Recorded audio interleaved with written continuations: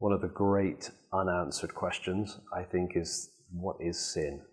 The problem is sin. We all know that sin is the problem. We're clear on that theologically, but we're not necessarily clear what it is. What does it mean, sin? It's a concept. So if we think the problem is that I have fallen short of God's standard in my performance, then the implication of that is that I need to somehow become a better performer. I need to somehow be more dutiful, more responsible, more obedient. I struggle with that because of sin, so therefore God gives me empowerment to be a better me.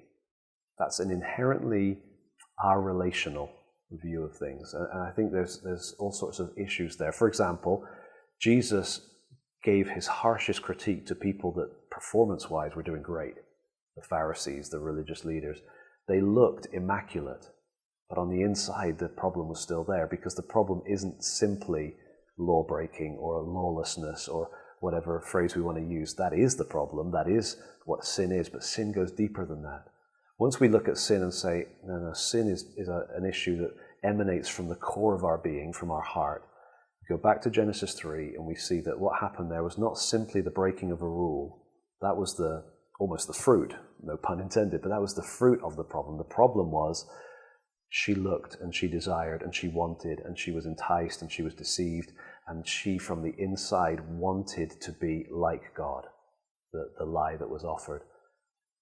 And so when sin entered, there was a rebellion. There was I love me, and as I love me, therefore I now despise you, which came out in terms of their relationship with God, their relationship with each other. And we live in a world that's absolutely saturated in I love me-ness, in curvedness. Luther talked about man being curved in on himself.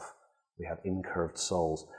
And so if that's the problem, then that's going to influence everything. And what that means, of course, is that then, just to use another quick biblical example, we don't view the two lost sons as different anymore. The prodigal son that went away, that lived the rebellious life and was brought back by the grace of the Father, had an older brother who we tend to think of as being good because we view sin as younger brother behavior. But actually, the older brother was lost too. Like the coin, he was lost close to home, not like the sheep lost in the far country. And so instead of viewing them as the lost son who comes back and his brother who is good, the truth is that that's humanity. Some of us express our lostness or our sin in rebelliousness and in far country behavior. Others express it through religiousness and dutifulness and sort of external impression of goodness. But the story clearly shows that they're both lost. They both needed the Father's grace. They both needed to be brought into relationship.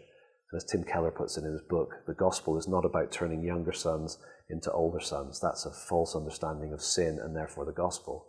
The gospel is about rebels and religious people being brought into relationship with God. And so until we see what sin is, we can never see what the cure is. There's got to be a connection between what the problem is and what the solution is.